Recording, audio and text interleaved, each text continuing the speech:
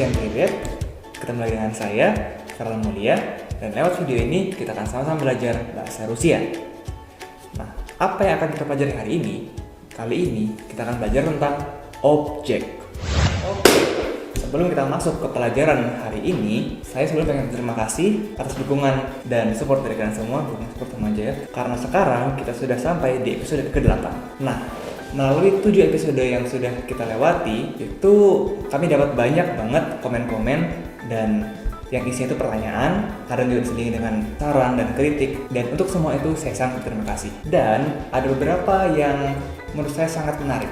Misalnya komen dari saudara atau saudari Muammar Note atau Muammar Note yang isinya itu sulit kak, emoji, senyum, dan berkeringat cepet banget. Nah, apa yang bisa saya katakan tentang ini adalah bahwa saya sendiri juga tidak tahu. Bukan saya tidak tahu bahwa saya ngomong cepat, karena saya tahu kalau saya ngomong cepat, tapi saya tidak tahu bagaimana cara untuk mengubah omongan cepat saya ini. Mungkin ini sudah bawaan dari lahir, mungkin juga ini karena saya terbawa oleh suasana di Rusia yang semua serba cepat, bohong sih. Tapi saya akan berusaha untuk memperlambat omongan saya, tapi saya juga mohon pengertiannya apabila memang terlalu cepat, maka saya terbuka untuk komen-komen seperti ini. Nah, komen yang kedua itu dari Endra Subiantoro. BTW itu pakai voice recorder atau mic-nya dari kamera? Oh, bukan. Atau mic-nya dari kamera? Tanda tanya, spasi, whose, choose, kas, menggema, dan kurang jelas. Di sini untuk ngomong jujur, itu kami pakai mic dari kamera, tapi mungkin agak kurang sedikit bagus, dan untuk menggunakan mic yang lebih berkualitas itu jelas saja membutuhkan dana, dan sudah selayaknya kami mengakui bahwa sebagai mahasiswa kami tidak bisa menyanggupi dana yang seperti itu, dan oleh sebab itu sekali lagi saya mohon dan kami semua mohon pengertiannya. Tapi untuk video kali ini kami sudah mendapatkan seorang dan sebuah mic tebengan, dan oleh karena itu mungkin untuk video kali ini akan lebih bagus. Ya, nanti lihat beda. Dan yang ketiga itu dari Dwiki Ahmad. Saran saya sebaiknya di bawah tulisan Rusia dikasih tulisan Latinnya bang, biar paham bacanya. Titik 2 dan tutup kurung, langsung senyum. Oke. Nah, ini mungkin sudah kami jawab tulisan, tapi untuk menghindari pertanyaan lainnya, maka saya akan jelaskan lagi secara lisan. Kenapa kami tidak memberikan terjemahan dalam huruf Latin? Karena dalam bahasa Rusia yang menggunakan huruf yang berbeda dan pengucapan yang berbeda, itu bisa menjadi sebuah kerancuan. Misalnya, V itu beda dengan V-nya Rusia. Dan kalau kita samakan, misalnya di bawahnya V kita kasih V, maka orang-orang kita ada kemungkinan buat salah baca, dan kami tidak ingin itu.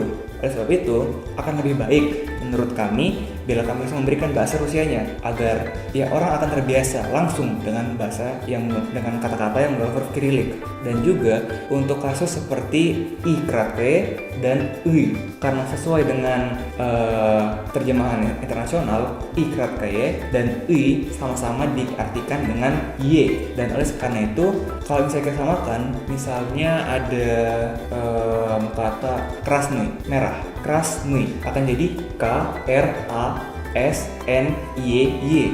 Agak aneh kan? Dan akan lebih aneh lagi misalnya krasny K R A S N I atau Y E, kan aneh. Dan karena itu akan lebih baik kalau kita langsung terbiasa dengan huruf Kirilik. Ya kan? Oke, sekarang masuk ke objek. Objek, sebuah kalimat dalam setiap bahasa, awal-awal dalam bahasa kita dulu, terdiri dari 4 unsur. Meskipun tidak semestinya atau tidak wajib 4-4-nya ada dalam satu kalimat. Apa 4 unsur itu? S, P, O, K.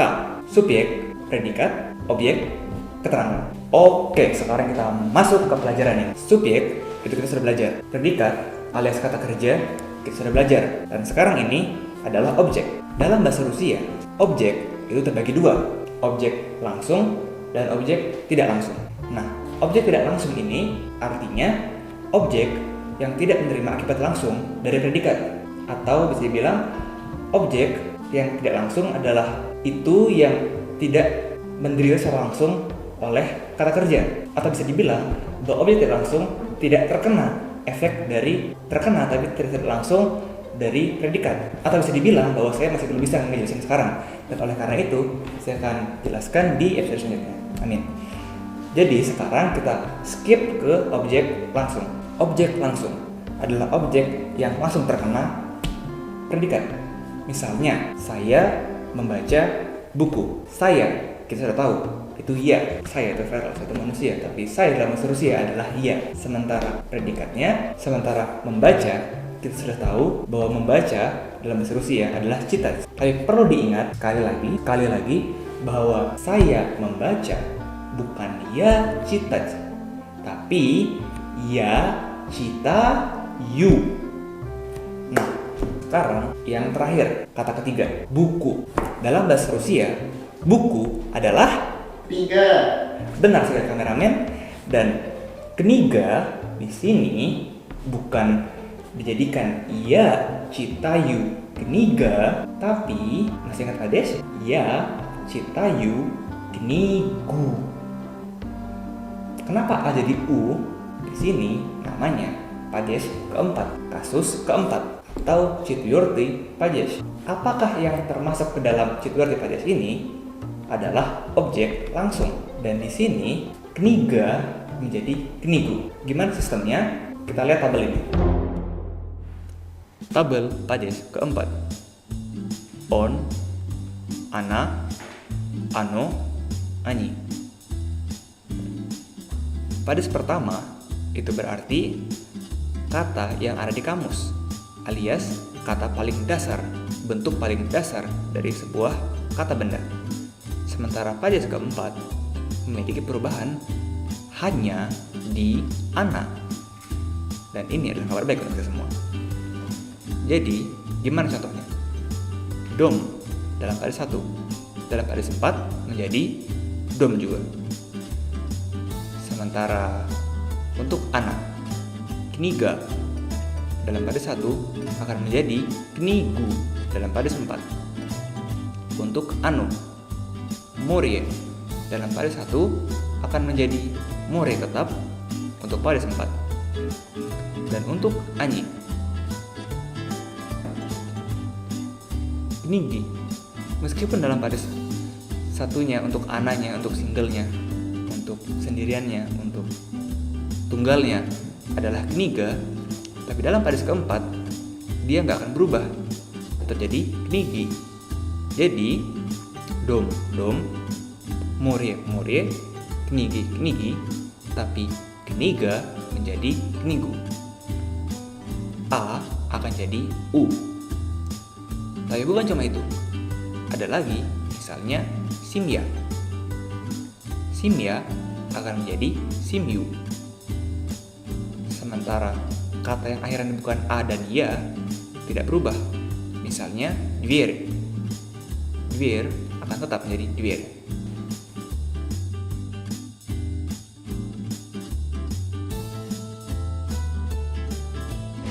Karena kita sudah melihat tabelnya, jadi sekarang saatnya untuk mengaplikasikan. Kita belum dapat glagol видеть, kan? Oke, видеть, melihat. Я вижу, ты видишь, оно видит, мы видим, вы видите, они видят. Nah, kita biar gampang ambil contoh ya aja. Я вижу дом. Saya melihat rumah. Seperti biasa, saya, ya, itu subjek, melihat, вижу, itu predikat, dan objeknya itu dom, rumah, yang nggak berubah karena dia adalah on. Dan ya, вижу море. Saya melihat laut, dan море sebagai objek nggak berubah karena dia adalah ano. Dan ya вижу машины. Mesin-mesin atau mobil-mobil itu nggak berubah karena mereka adalah они. Sementara я вижу машину. saya melihat mobil itu karena mobil di sini hanya satu, maka dia adalah ana, maka dia akan berubah menjadi ya viju mashuinu. Karena ingat, semua a berubah menjadi u, dan semua ya berubah menjadi yu, dan semua miyakizuna berubah menjadi miyakizuna, alias nggak berubah. Dan ini, sistem ini berlaku bukan cuma buat kata benda, tapi juga buat kata sifat. Gimana maksudnya? Kita sudah belajar tentang krasivui dom. Ya, viju krasivui dom. Saya melihat rumah yang indah. Krasivui dom tidak akan berubah karena dia on. Sama hal dengan krasivui murid, nggak berubah karena dia anu. Ya, viju krasivui murid. Saya melihat laut yang indah. Dan mesin-mesin, mobil-mobil juga tidak akan berubah karena dia ani. Ya, viju krasivui mashiny. Tapi gimana dengan saya melihat mobil yang indah atau mobil yang cantik? Dia akan berubah. Biasa, a jadi u, ya jadi yu. Ya, viju krasivuyu mashinu, bukan krasivaya mashinu. Karena sekali lagi a jadi u, ya jadi yu, miyakizuna nggak berubah.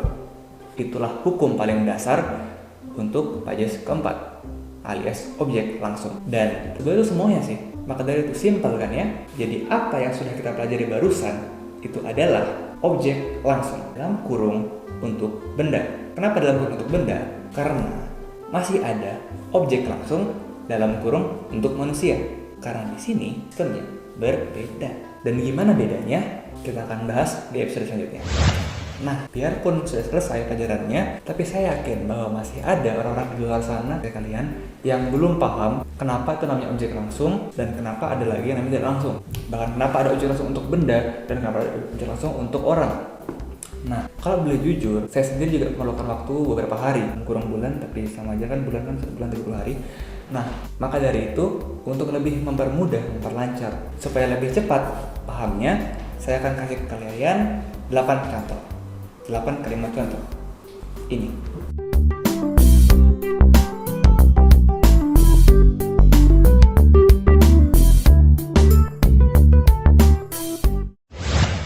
Nah, kalau kalian pengen tahu apa arti dari 8 kalimat yang tadi, bisa cek di deskripsi di bawah sini. Di bawah sini pokoknya. Deskripsinya dari situ ada kalimat artinya. Oke, semua itu juga sekaligus menutup perjumpaan kita kali ini.